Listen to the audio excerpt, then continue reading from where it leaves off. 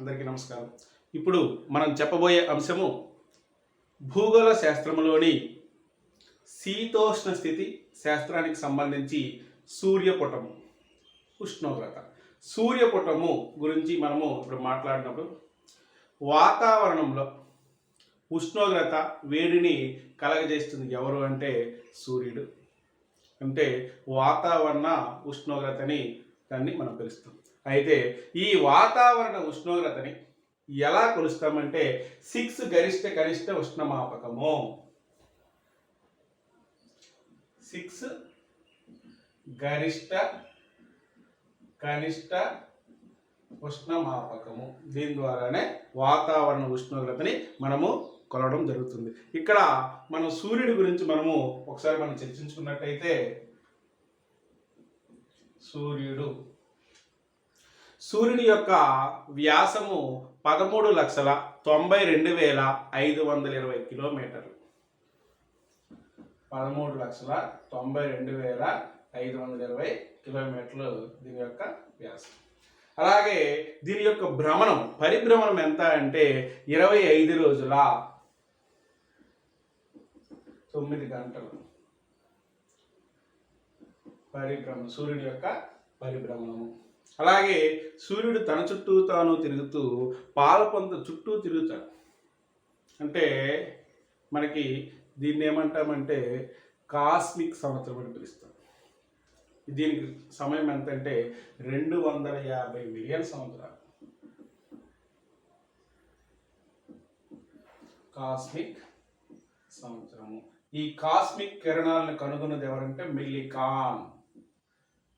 Cosmic కిరణాలను ఎవరు కనుగొన్నారంటే Millikan. Very very most important. అయితే ఈ సూర్యుని మీద బాహ్య ఉష్ణోగ్రత 6000 డిగ్రీల సెంటీగ్రేడ్ ఉష్ణోగ్రత. అలాగే అంతర ఉష్ణోగ్రత 1,00,000 డిగ్రీల సెంటీగ్రేడ్ ఉష్ణోగ్రత. Very very most important. Good. అలాగే సూర్యుడి నుంచి వెలువడే సౌర శక్తినే సౌర వికిరణం అని పిలుస్తారు. సౌర వికిరణము. రేడియేషన్ అంటే ఏంటి? సూర్యుడి నుంచి వెలువడే శక్తి. అలాగే ఈ సూర్య వికిరణం ద్వారా భూమి గ్రహించే శక్తినే సూర్యపుటం అని పిలుస్తారు. సూర్యపుటము. ఐసోలేషన్. మరి ఈ సూర్యపుటం అనేది ఎలా జరుగుతుందంటే హర్ష తరంగాలు షార్ట్ వేవ్స్ ద్వారా సెకండ్కి 2,99,460 కిలోమీటర్ల వేగంతో 8 నిమిషాల్లో భూమికి చేరుతుంది ఉష్ణోగ్రత. 8 minutes. సూర్యకిరణాలు భూమి మీద పడిన సమయం ఎంత? 8 నిమిషాలు. అయితే ఇది మనకి ఇంకొక కీలకమైన అంశం ఏంటంటే ఈ సూర్యపుటం అనేది 1 నిమిషానికి 1 చదరపు సెంటీమీటర్ల భూభాగంలో 1.94 గ్రాములు 1.94 గ్రాముల క్యాలరీల శక్తిని గ్రహిస్తుంది. దీన్నే సౌర స్థిరాంకం అంటారు. సౌర స్థిరాంకము. Solar constant 1.94. Very most. అయితే ఈ సౌర స్థిరాంకం అనేది ఎక్కడ అత్యధికంగా ఉంటుందంటే ఐనా రేఖ వద్ద ఉంటుంది. భూమధ్య రేఖ వద్ద కూడా ఉండొచ్చు, కానీ భూమధ్య రేఖ మీద కూడా అత్యధికంగా వర్షం కురుస్తుంది కాబట్టి భూమధ్య రేఖ కంటే ఐనా రేఖ వద్ద ఉష్ణోగ్రత ఎక్కువ. అలాగే ఈ సౌర స్థిరాంకంలో అనేకమైన మార్పులు సంభవిస్తాయి. దానికి కారణాలు ఏమిటి? సౌర స్థిరాంకము ఎప్పుడూ ఒకేలా ఉండదు, మార్పులు జరుగుతాయి. దానికి కారణాలు ఏమిటి? 1 అక్షాంశం బట్టి. 1 అక్షాంశం బట్టి. అలాగే 2 పగటి కాలం బట్టి.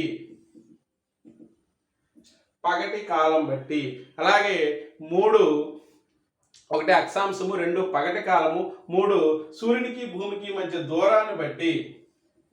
సూర్యునికి భూమికి మధ్య దూరము. అలాగే వాతావరణ పారదర్శకత. 5వది సముద్ర సామీప్యత. అంటే ఏమర్థమవుతుందంటే అక్షాంశాన్ని బట్టి, ఫర్ ఎగ్జాంపుల్ ఇది భూమి, ఇది భూమధ్య రేఖ, ఇవన్నీ అక్షాంశాలు. సూర్యుని యొక్క కిరణాలు భూమధ్య రేఖ వద్ద లంబంగా నెట్నులుగా పడతాయి, ధ్రువాల వైపు వెళ్ళేటప్పటికి ఏటవాలుగా పడతాయి. ఇవి నెట్నిలుగా పడతాయి. అంటే ఉష్ణోగ్రత ఎక్కడ ఎక్కువ అంటే భూమధ్య రేఖ వద్ద ఎక్కువ. అంటే ప్రధాన అక్షాంశమైన 0 డిగ్రీలు భూమధ్య రేఖ వద్ద ఎక్కువ. అలాగే 90 డిగ్రీలు ఉత్తర ధ్రువము, 90 డిగ్రీలు దక్షిణ ధ్రువం వద్ద ఉష్ణోగ్రత ఎక్కువ. అంటే అక్షాంశాల ఆధారంగా జరుగుతుంది. అలాగే పగటి కాలం అనేది ఉష్ణోగ్రత ఎక్కువ ఉంటుంది, రాత్రిపూట ఉష్ణోగ్రత తగ్గుతుందనే విషయం మనకు తెలిసిందే. అలాగే భూమికి సూర్యునికి మధ్య దూరం కూడా, భూమికి సూర్యునికి మధ్య దూరం తగ్గడం పెరగడం కోసం ఒకసారి మనం మాట్లాడినట్లయితే సూర్యుని చుట్టూ భూమి దీర్ఘవృత్తాకారంలో తిరుగుతుంది. ఈ దీర్ఘవృత్తాకారంలో తిరిగే మార్గాన్ని కక్ష్య అని పిలుస్తారు. ఇది 965 మిలియన్ కిలోమీటర్లు కక్ష్య యొక్క పొడవు. భూమి ఇలా సూర్యుని చుట్టూ దీర్ఘవృత్తాకారంలో తిరుగుతుంది. ఎర్త్ అయితే సూర్యునికి భూమికి మధ్య దూరము కొన్ని సందర్భాల్లో పెరిగింది, కొన్ని సందర్భాల్లో తగ్గింది. తగ్గితే దాన్ని పరిహేలి అంటారు. అంటే భూమికి సూర్యునికి మధ్య దూరము తగ్గితే దూరం ఎంత అంటే 147 మిలియన్ కిలోమీటర్లు. ఇది జనవరి 3న సంభవిస్తుంది పరిహేలి. అలాగే భూమికి సూర్యునికి మధ్య దూరం పెరిగితే దాన్ని అపహేలి అని పిలుస్తారు. ఇది జూలై 4ను సంభవిస్తుంది. అప్పుడు దీని యొక్క పొడవు, భూమికి సూర్యునికి మధ్య పొడవు 152 మిలియన్ కిలోమీటర్లు. అయితే సాధారణంగా భూమికి సూర్యునికి మధ్య దూరము ఎంతంటే 149 మిలియన్ కిలోమీటర్లు. గుర్తుపెట్టుకోండి, సరాసరి పొడవు. Very very most. అలాగే వాతావరణం ఎప్పుడైతే స్వచ్ఛంగా ఉంటుందో, స్వచ్ఛంగా ఉంటుందో అక్కడ సౌర స్థిరాంకం ఎక్కువగా ఉంటుంది. అక్కడ స్వచ్ఛంగా లేకపోయినట్టయితే అక్కడ సౌర స్థిరాంకము తక్కువ. అలాగే సముద్రాలకు దగ్గరగా ఉన్నట్టయితే సౌర స్థిరాంకాలు మారిపోతాయి, దూరంగా ఉన్నా సరే మారిపోతాయి. ఇంకో కీలకమైనటువంటి అంశాలు ఏమిటి అంటే మనము ఈ ఉష్ణోగ్రతని ఎలా అంచనా వేస్తాము, దాన్ని కొలవడానికి ఉపయోగించే పరికరాలు ఏమిటి, దాన్ని కొలవడానికి ఉపయోగించే పరికరాలు ఏమిటి? అందులో ఒకటి 6 గరిష్ట కనిష్ట ఉష్ణమాపకము. ఈ 6 గరిష్ట కనిష్ట ఉష్ణమాపకములో ఏం ఉపయోగిస్తారు? 6 గరిష్ట కనిష్ట ఉష్ణమాపకము. దీంట్లో పాదరసం ఉపయోగిస్తారు. గుర్తుపెట్టుకోండి, వెరీ వెరీ మోస్ట్ ఇంపార్టెంట్. పాదరసము ఇది 1714లో గాబ్రియల్ డేనియల్ ఫారెన్హీట్ కనుగొన్నాడు. గాబ్రియల్ డేనియల్ ఫారెన్హీట్ అనే అతను ఈ 6 గరిష్ట కనిష్ట ఉష్ణమాపకాన్ని కనుగొనడం జరిగింది. ఇందులో మంచు ఏర్పడడానికి 0 డిగ్రీల సెంటీగ్రేడ్ లేదా కెల్విన్లో అయితే 273. అలాగే నీరు మరుగు యొక్క స్థానము 100 డిగ్రీల సెంటీగ్రేడ్ అయితే ఇది కెల్విన్లో చెప్పినట్టయితే 373. అలాగే సెల్సియస్ స్కేల్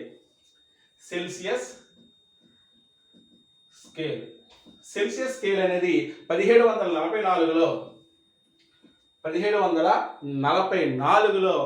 ల్యాండస్ సెల్సియస్ కనుగొన్నాడు. సెల్సియస్ ఇతను స్వీడన్ శాస్త్రవేత్త. అయితే విమానాల్లోన నావికులు ఉపయోగించే ఉష్ణోగ్రతను తెలుసుకోవడానికి ఏం ఉపయోగిస్తారంటే బర్డాన్ ట్యూబ్. విమానాలు నావికులు బర్డాన్ ట్యూబ్ని ఉపయోగిస్తారు ఉష్ణోగ్రత తెలుసుకోవడానికి. Very very most important. మరి మానవ శరీర ఉష్ణోగ్రత తెలుసుకోవడానికి క్లినికల్ థర్మామీటర్ ఉపయోగిస్తారు. Very very most important. అలాగే కర్మాగారాల్లో ఉష్ణోగ్రతను తెలుసుకోవడానికి ఏం ఉపయోగిస్తారు అంటే ఫైరోమీటర్.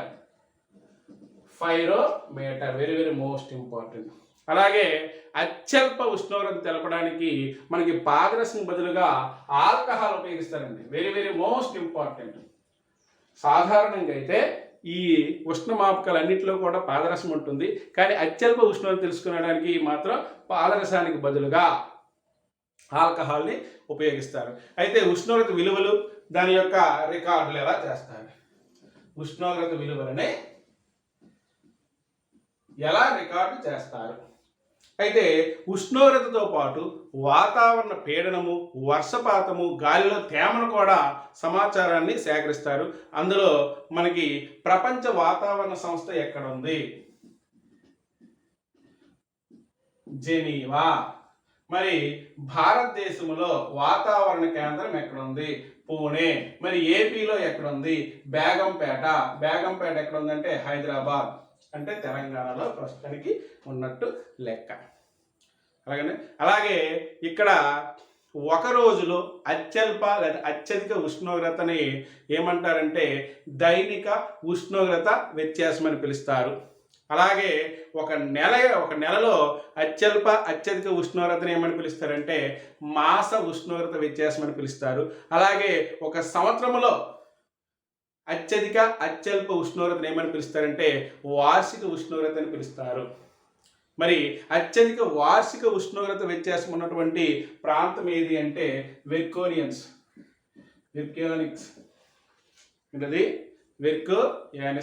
ఇది రష్యాలో ఉంది. గుర్తుపెట్టుకోండి. అత్యధిక సాంవత్సరిక ఉష్ణోగ్రత వ్యత్యాసం కలిగినటువంటిది ప్రాంతం ఏంటంటే వెర్కోయానిస్క్. ఇది రష్యాలో ఉంది. అలాగే దీంతో పాటుగా మనము ఇప్పటి వరకు చర్చించినటువంటి సూర్యపటం అంటే ఏమిటి, ఉష్ణోగ్రత, అలాగే ఉష్ణోగ్రత బదిలీ పద్ధతుల గురించి మనం మాట్లాడుకున్నట్టయితే ఉష్ణోగ్రత బదిలీ పద్ధతులు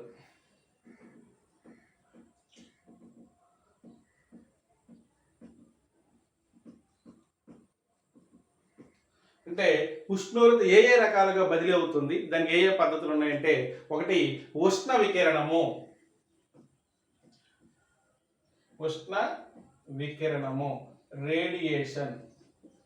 రేడియేషన్ అంటే ఏమిటి? మనకి భూమి హస్త తరంగాల ద్వారా సూర్యుని యొక్క ఉష్ణోగ్రతను గ్రహించి దీర్ఘ తరంగాల ద్వారా వాతావరణంలోకి బదిలీ చేయిస్తుంది. అయితే ఇది పగటిపూటంతా కూడా ఉష్ణోగ్రత గ్రహిస్తూ సాయంత్రం అయిన తర్వాత అది వాతావరణానికి బదిలీ చేస్తుంది. చాలా ఇంపార్టెంట్ బిట్. దీన్నే ఏమంటాము? ఉష్ణ వికిరణం అని పిలుస్తాము. అంటే సూర్యుడి నుంచి కంటే భూమి నుంచే వాతావరణంలోకి ఉష్ణోగ్రత ఎక్కువ బదిలీ అవుతుంది. రెండవది ఉష్ణ సంవహనము. ఉష్ణ సంవహనం అంటే ఏమిటి? పగటిపూట సూర్యుని ప్రభావం చేత భూమి వేడెక్కడం వల్ల భూమి వాతావరణం కూడా వేడెక్కిన తర్వాత వ్యాకోచం చెంది పైకి లేచి తేలిపోతుంది. ఇంతే ఒక చట్రం లాగా గాలి పొరలుగా వేడెక్కి బదిలీ అయ్యే ప్రక్రియనే ఉష్ణ సంవహనం అని పిలుస్తారు. అలాగే ఉష్ణ నిర్వహణము. మూడవది ఉష్ణ నిర్వహణం అంటే ఏమిటి? మనకి విభిన్న ఉష్ణోగ్రతలు గల రెండు వస్తువులు పక్కపక్కన చేర్చి కొద్దిసేపు అయిన తర్వాత రెండు వస్తువులు ఒకేలా వేడెక్కుతాయి. అయితే వేడిగా ఉన్న వస్తువు నుండి అల్ప వేడిగా ఉన్న వస్తువుకి కొంత ఉష్ణోగ్రత బదిలీ అవుతుంది. అలాగే వాతావరణ కౌగిల్లో ఇమిడి ఉన్నటువంటి వేడి భూమి నుంచి వాతావరణంలోకి బదిలీ అయితే దాన్ని ఏమంటారంటే ఉష్ణ నిర్వహణం అని పిలుస్తారు. అయితే ఈ ఉష్ణోగ్రత అనేది ఏ విధంగా విస్తరించి ఉంది ప్రపంచవ్యాప్తంగా? ఇవి రెండు రకాలు. ఒకటి క్షితిజ సమాంతర విస్తరణ,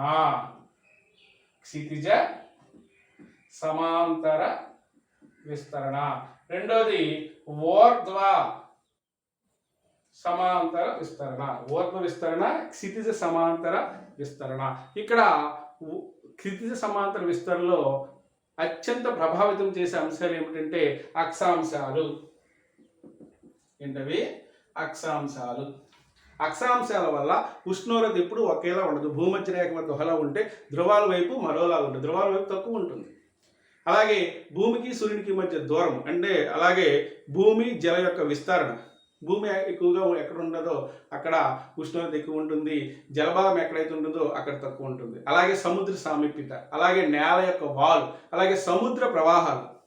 సముద్ర ప్రవాహాలు రెండు రకాలు, శీతల ప్రవాహాలు, ఉష్ణ ప్రవాహాలు. ఈ శీతల ప్రవాహాలు అనేవి భూమధ్య రేఖ వైపు వస్తాయి, ఉష్ణ ప్రవాహాలు ధ్రువాల వైపు వెళ్తాయి. కాబట్టి ఆటోమేటిక్గా ఇక్కడ ఉష్ణోగ్రత విస్తరణలో మార్పులు వస్తాయి. అలాగే పవనాలు, శీతల పవనాలు, ఉష్ణ పవనాలు. ధ్రువాల నుంచి వచ్చినటువంటి శీతల పవనాలు భూమధ్య రేఖ వైపు వస్తాయి, భూమధ్య రేఖ ఉష్ణ పవనాలు శీతల వైపు వెళ్తాయి. సో అక్కడ కూడా ఉష్ణోగ్రత తేడా వస్తుంది. ఓకేనా. అలాగే రెండోది ఊర్ధ్వ ఉష్ణోగ్రత విస్తరణ, అంటే ఎత్తుకు పోయే కొద్ది ఉష్ణోగ్రత తగ్గుతుందన్న విషయం మనందరికీ తెలిసిందే. ఇది 1 కిలోమీటర్ ఎత్తుకు పోతే 6.4 డిగ్రీల సెంటీగ్రేడ్ ఉష్ణోగ్రత తగ్గుతుంది. ఇది వెరీ వెరీ మోస్ట్ ఇంపార్టెంట్. దీన్నే సాధారణ ఉష్ణోగ్రత క్షీణత అని పిలుస్తారు. ఎత్తుకు పోయే కొద్ది ఉష్ణోగ్రత తగ్గుతుంది అంటే ఎంత ఎత్తుకు పోయే కొద్ది? 1 కిలోమీటర్ ఎత్తుకెళ్ళినట్టయితే 6 డిగ్రీల సెంటీగ్రేడ్ ఉష్ణోగ్రత తగ్గుతుంది, 6.4 డిగ్రీలు. లేదా 165 మీటర్లు ఎత్తుకు పోతే 1 డిగ్రీ సెంటీగ్రేడ్ ఉష్ణోగ్రత తగ్గుతుంది. దీన్నే సాధారణ ఉష్ణోగ్రత క్షీణత అని పిలుస్తారు. ఇది శీతాకాలంలో ఎక్కువగా జరుగుతుంది. ఇక్కడ మూడోది ఉష్ణ విలోమం. ఉష్ణ విలోమం అంటే ఏంటి? ఎత్తుకు పోయే కొద్ది ఉష్ణోగ్రత తగ్గుతుంది, కాకపోతే కొన్ని దగ్గర తగ్గదు కానీ పెరుగుతుంది, కొన్ని దగ్గర స్థిరంగా ఉంటుంది. దాన్నే ఉష్ణోగ్రత విలోమం అంటారు. ఫర్ ఎగ్జాంపుల్ పర్వత లోయల్లోన, అలాగే పట్టణ ప్రాంతాల్లోన, అలాగే శీతాకాలంలో జరుగుతుంది ఉష్ణ విలోమం అనేది.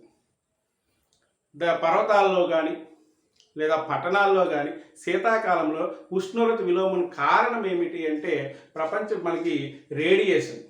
ఏంటంటే రేడియేషన్ కారణంగా. రేడియేషన్ అంటే ఏంటి? ఉష్ణ వికిరణము కారణంగా. ఓకేనా. ఉష్ణోగ్రత విలోమానికి ప్రధాన కారణం ఏమిటంటే ఉష్ణ వికిరణము లేదా రేడియేషన్. ఇది ఎక్కడ జరుగుతుందంటే పర్వత లోయల్లోన, పట్టణ ప్రాంతాల్లోన జరుగుతుంది. ఇక్కడ మరో ముఖ్యమైనది ఏంటంటే ప్రపంచవ్యాప్తంగా ఉష్ణోగ్రతల్ని నమోదు చేయడానికి లేదా విస్తరణ కనుక్కోవడానికి సమోష్ణ రేఖలు ఉపయోగిస్తారు. సమోష్ణ రేఖలు, ఐసోథెర్మ్స్. సమోష్ణ రేఖలు ప్రపంచవ్యాప్తంగా ఉష్ణోగ్రత విస్తరణని తెలుసుకోవడానికి ఏ రేఖలు ఉపయోగిస్తారంటే సమోష్ణ రేఖలు. అలాగే ఇవి సమాన ఉష్ణోగ్రతను కలిపే బిందువుల్ని ఒకేలా చూస్తాయి అన్నమాట. ఒకే సమాన ఉష్ణోగ్రత గల అంశాలని ఇవి సేకరిస్తాయి. అలాగే కవోష్ణ భూమధ్య రేఖ. కవోష్ణ భూమధ్య రేఖ అంటే భూమిపై అధిక ఉష్ణోగ్రత కలుపుతూ గీసే రేఖనే కవోష్ణ భూమధ్య రేఖ అని పిలుస్తారు. ఓకేనా. ఇంతటితో ఈ ఉష్ణోగ్రత బదిలీ పద్ధతులతో పాటు మనకి నిన్నటి నుంచి మనం చెప్పినటువంటి అంశాలన్నీ కూడా ఇప్పుడు పూర్తయినాయి. అయితే ప్రతి కాంపిటేటివ్ ఎగ్జామ్స్ కూడా ఈ అంశాల నుంచి, అంటే సూర్యపుటం అంటే ఏమిటి, సౌర వికిరణం అంటే ఏమిటి, సూర్యపుటం అంటే ఏమిటి, ఉష్ణ వికిరణం అంటే ఏమిటి, లేదా ఈ ఉష్ణ సంవహనం అంటే ఏమిటి, క్షితిజ సమాంతర విస్తరణ కోసము, అలాగే ఎత్తుకు పోయే ఉష్ణోగ్రత ఎందుకు తగ్గుతుంది, ఉష్ణోగ్రత విలోమం కోసము, అలాగే ఉష్ణోగ్రతను అంచనా వేసే ఉష్ణ మాపకాలు, 6 గరిష్ట కనిష్ట ఉష్ణ మాపకం కానీ, లేదా సెల్సియస్ మాపకం కానీ, లేకపోతే ఫారెన్ హీట్స్లో కలవడం కానీ, ఇవన్నీ కూడా చాలా ఇంపార్టెంట్ బిట్లు. దయచేసి అందరూ చదువుతూ ప్రాక్టీస్ చేయండి. Practice makes man winners. Thank you.